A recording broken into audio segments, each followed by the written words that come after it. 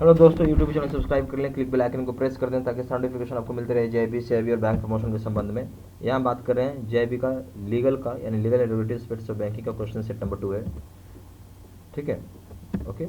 और यहाँ पे अगर आप देखेंगे तो जेआईबी का कोर्सेज को आपको एक मेगा ऑफर में मिल रहा है जिसमें कि 80% ऑफ है, जहाँ पे कोर्स स्टार्ट होता है मात्र 600 रुपये से। पहला सवाल देखिए, for securitization company which of the following condition is applicable for their capital and capital adequacy ratio. बोलता है जहाँ पे सेक्टाइजेशन कंपनी है तो आप कौन सी कंडीशन एप्लीकेबल होती है उनकी कैपिटल और कैपिटल एडिक्वेसी रेशियो के लिए। ये ऑप्शन है minimum capital ₹200 crore and capital adequacy ratio 15% of the financial assets acquired by the company. बोलते कम से कम, यानी कम से कम कैपिटल 200 करोड़ का होगा और मिनिमम और कैपिटल एडिक्वेसी रेशियो होगा 15% का, जो भी फाइनेंशियल एसेट्स एक्वायर्ड करेगी कंपनी। बी ऑप्शन है minimum capital of ₹100 crore and capital adequacy ratio 15% of the financial assets acquired by the company. बोलते हैं मिनिमम कैपिटल 100 करोड़ पे लगेगा और कैपिटल एडिक्वेसी रेशियो होगी 15%, जो भी फाइनेंशियल एसेट होगा एक्वायर्ड करेगी कंपनी।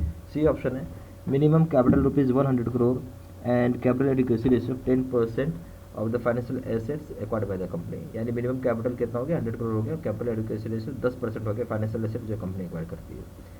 डी ऑप्शन हो जाएगा minimum capital of ₹200 crore and capital adequacy ratio 10% of the financial assets acquired by the company. Minimum capital कितना है 200 करोड़ और कैपिटल एडिक्वेसी रेशियो हो जाएगा 10%, जहाँ पे फाइनेंशियल एसेट्स को एक्वायर्ड कर रही है कंपनी।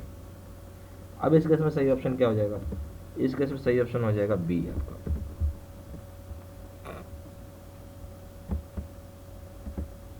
सॉरी, ठीक है, सही ऑप्शन हो जाएगा बी। इसका मतलब क्या हो गया कि कम से कम जो कैपिटल है, यानी हम बोल सकते हैं आप कोई सिक्योरिटाइजेशन कंपनी खोलना चाहते हैं या कोई सिक्योरिटाइजेशन कंपनी ओपन करना चाहते हैं, ठीक है, तो उसके लिए जो कैपिटल लगेगा वो कम से कम 100 करोड़ रुपए का कैपिटल लगेगा। ठीक है, कितना लगेगा? मिनिमम कैपिटल कितना है? 100 करोड़। अच्छा, और उसके बाद कैपिटल एडिक्वेसी रेशियो होता है जिसको हम CRAR बोलते हैं। क्या बोलते हैं इसको? CRAR। ठीक है, ये कितना होना चाहिए? 15% होना चाहिए। ठीक है, किसका? जो फाइनेंशियल एसेट आप एक्वायर कर रहे हैं उसका। ठीक है, इसलिए सही ऑप्शन बी है। क्वेश्चन नंबर 2 भाई, to enable the beneficiary to rely on the authenticity and genuineness of the LC, the letter of credit is received by the beneficiary. बोलता है कि यहाँ पे बेनिफिशियरी रिलाई कर सके ऑथेंटिसिटी और जेन्युइननेस जो होता है लेटर ऑफ क्रेडिट का, जो लेटर ऑफ क्रेडिट रिसीव किया जाता है बेनिफिशियरी के द्वारा। ए ऑप्शन है किसके थ्रू करेगा? तो ए ऑप्शन है through advising bank, B option है directly from the issuing bank, C option है from negotiating bank which is to make payment also, D option है from through negotiating bank to make sure that the payment would be definitely received. क्या होगा इसका? इसमें सही option, सही option हो जाएगा ए। यहाँ पे देखिए एक चीज़ समझिएगा कि आपको बेनिफिशियरी रिलाई करना, बेनिफिशियरी जो बेनिफिशियरी कौन है, इसको पैसा मिलेगा, वो रिलाई करेगा, करना उसको क्या? ऑथेंटिसिटी की बात हो रही है और जेन्युइननेस हो रहा है कि लेटर ऑफ क्रेडिट फर्जी तो नहीं है, सही तो है। तो जो इस तरह का चीज़ होता है उसको रिसीव किसके थ्रू किया जाएगा? यहाँ पे जो बेनिफिशियरी होगा वो रिसीव करेगा एडवाइजिंग बैंक के थ्रू। ठीक है, किसके थ्रू? एडवाइजिंग बैंक के थ्रू। ये ऑप्शन सही है। Question number 3, in A LC the documents are to be negotiated in the beginning of September, which means that documents can be presented for negotiation during। बोलते letter of credit होता है जहाँ documents को negotiate किया जाता है कब? सितंबर के शुरुआत में, सितंबर के बिगिनिंग में, जहाँ पे डॉक्यूमेंट्स को प्रेजेंट किया जाता है नेगोशिएशन के लिए। ए ऑप्शन है फर्स्ट वीक में, बी ऑप्शन है फर्स्ट 2 वीक्स में, सी ऑप्शन है first to 10th of the month, D option है first to 15th of the month. तो यहाँ पे जो सही ऑप्शन हो जाएगा इस केस में क्या हो जाएगा? देखिए समझिएगा बात, लेटर ऑफ क्रेडिट का जो डॉक्यूमेंट है हैं उसको क्या कर रहे हो आप? नेगोशिएट करो। नेगोशिएट मतलब ट्रांसफ़र कर रहे हैं आप। ठीक है, नेगोशिएशन का क्या मतलब है जी? नेगोशिएशन का मतलब होता है ट्रांसफ़र।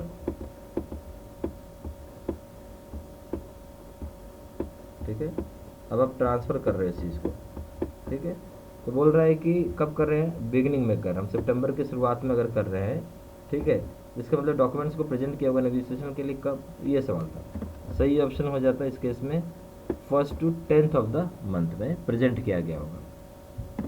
क्वेश्चन नंबर 4 है,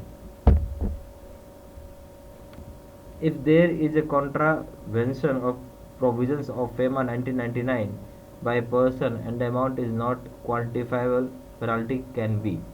बोलता है कि जहाँ पे कॉन्ट्रावेंशन होगा प्रोविजन जो फेमा का है 1999 का, किसी पर्सन के द्वारा जो अमाउंट है जो क्वान्टिफाइबल नहीं हो पाएगा, पेनाल्टी लगेगा उस केस में। कितना लगेगा?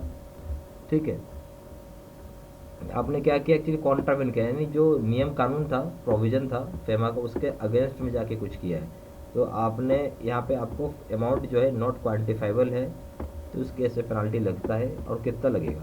ए ऑप्शन है up to ₹20 lakh, B option है up to amount involve in such contravention, C option है up to 2 times of the amount involve in such contravention, D option up to thrice the amount involve in such contravention. सही option हो जाएगा ए, 2 लाख रुपए तक का जुर्माना आपको यहाँ पे लग जाएगा। कितना? 2 लाख रुपए तक का। Question number 5, A security interest created under SARFAESI act requiring registration with central registry with a period of. अब क्या है, एक तरह का सिक्योरिटी इंटरेस्ट है जो कि आपने क्रिएट किया था सरफासी एक्ट में, ठीक है, और जहाँ ज़रूरी है कि आपको रजिस्ट्रेशन करना पड़ेगा सेंट्रल रजिस्ट्री के साथ, जो पीरियड है कितने समय के लिए, क्या पीरियड ऑफ। ए ऑप्शन है 15 days, B option 30 days, C option है 45 days, डी ऑप्शन है 60 days। तो सही ऑप्शन हो जाएगा, वो हो जाएगा बी, 30 days के लिए। ठीक है, कितने समय के लिए लगेगा? 30 days के लिए लगेगा। मतलब आपको यहाँ पे जो सिक्योरिटी इंटरेस्ट क्रिएट करवाना है सरफासी में, उसको जरूरी है कि आप सेंट्रल रजिस्ट्री में रजिस्टर करवाएं, कितने में? 30 days में। ये याद रखना है आपको।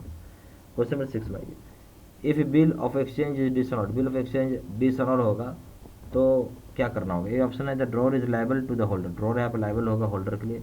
बी ऑप्शन है drawer's liability is secondary if it is accepted, drawer की लायबिलिटी सेकेंडरी होगी if it is accepted. C option होगा drawer's liability is primary when it has not been accepted, drawer की लायबिलिटी प्राइमरी होगी अगर उसको accept नहीं करते हैं तो।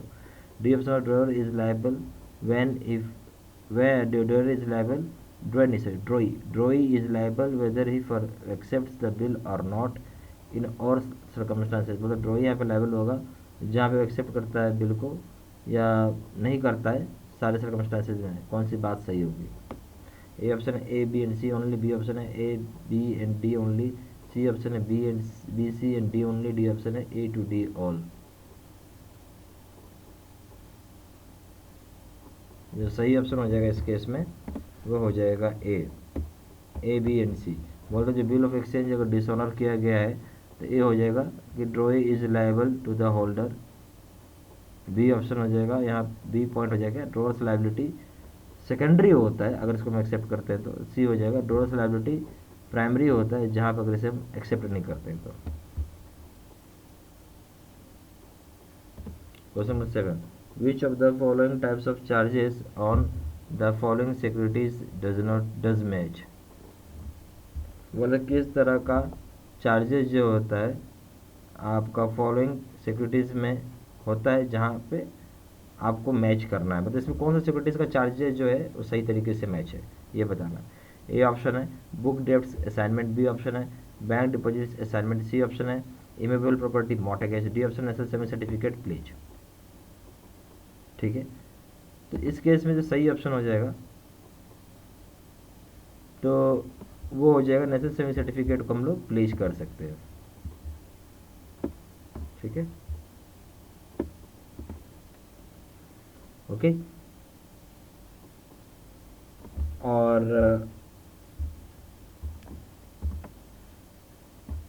क्वेश्चन नंबर 8 में आइए, यहाँ बोलता है an equity shares is a shares which is not preference share, equity share वो शेयर जो कि प्रेफरेंस शेयर नहीं होता है। फिर बी पॉइंट है A preference share is one which gets regular dividend respective of profit position and preference in case of liquidation. बोलता है प्रेफरेंस शेयर वो होता है जिसको रेगुलर डिविडेंड मिलते रहता है, भले उसको प्रॉफिट हो या ना हो उससे कोई मतलब नहीं है, और प्रेफरेंस मिलेगा उसको लिक्विडेशन के केस में। सी ऑप्शन है debenture is document by which A company acknowledges it's independence, बोला डिवेंचर का डॉक्यूमेंट होता है जहाँ पे कंपनी एक्नॉलेज करता है उसकी इंडिपेंडेंस को, यानी कि एक्नॉलेज करता है एक तरीके से कि पैसा नहीं पे कर पा रहा है। डी ऑप्शन है ये trust receipt is a document is an undertaking by the borrower when the goods are released by the bank to the borrower without payment being made to by the borrower। बोलता है जो कि trust एक तरह का receipt होता है document का जहाँ पे अंडरटेक करता है बोरोवर, जहाँ पे गुड्स को रिलीज़ कर दिया जाता है बैंकर के द्वारा बोरोवर को बिना कोई पेमेंट किए हुए बोरोवर के साइड से। क्या होगा सही ऑप्शन? ठीक है। A option A to D are correct, B option A B and C are correct, C option है A C and D are correct, D option है B C and D are correct. तो सही option हो जाएगा, वो हो जाएगा C A C and D are correct. यानी इक्विटी शेयर वो शेयर है जिसको कि हम प्रेफरेंस शेयर नहीं बोल सकते। बात सही है, कोई दिक्कत नहीं है। फिर सी बोलते हैं डिवेंचर एक तरीके का डॉक्यूमेंट होता है जहाँ पे कंपनी एक्नॉलेज करता है उसकी इंडिपेंडेंस को। और इसी तरीके से डी है कि ट्रस्ट रिसिप्ट एक तरह का डॉक्यूमेंट होता है अंडरटेकिंग जहाँ पे बोरवर अंडरटेकिंग होता है बोरवर के द्वारा, जहाँ पे जो गुड्स होता है उसको रिलीज़ किया जाता है बैंक के द्वारा बोरवर के लिए बिना कोई पेमेंट किया हुआ, बिना कोई पेमेंट किए हुए। Question number 9, which of the following statements is correct, कौन सा स्टेटमेंट इसमें से सही है। ए ऑप्शन है certificate of incorporation is required by public company only and not by private company. बोले सर्टिफिकेशन ऑफ इनकॉर्पोरेशन को जो एक्वायर करता है, या एक्वायर नहीं बोले, जरूरत होता है, सर्टिफिकेशन ऑफ कंपनी जरूरत है पब्लिक कंपनी के लिए ना कि प्राइवेट कंपनी के लिए। बी ऑप्शन है certificate of commencement of business is conclusive proof of existence of company. बोलता है certificate of commencement of business जो तो एक पुख्ता सबूत होता है कंपनी के अस्तित्व का, एग्जिस्टेंस का। ठीक है। सी ऑप्शन है company of incorporation is inconclusive proof of existence of company, sorry certificate of incorporation is conclusive proof of existence of company. मतलब सर्टिफिकेट ऑफ इनकॉर्पोरेशन एक खुद में बहुत बड़ा सबूत होता है कि कंपनी का अस्तित्व है या एग्जिस्टेंस है। डी ऑप्शन है company certification of commencement of business is required by A private company only. Certificate of commencement of business जो होता है प्राइवेट कंपनी के लिए ही केवल चाहिए। इस केस में सही ऑप्शन हो जाएगा आपका सी। केवल देखिए सर्टिफिकेशन ऑफ इनकॉर्पोरेशन की जो बात हुई है वो बोल रहा है केवल पब्लिक कंपनी को, नहीं पब्लिक कंपनी को नहीं चाहिए, ये कोई भी कंपनी को चाहिए, तो पब्लिक को प्राइवेट नहीं होना चाहिए यहाँ पे कोई भी। इसी देखिए सी ऑप्शन सही है, किसी भी कंपनी की बात कर रहा है।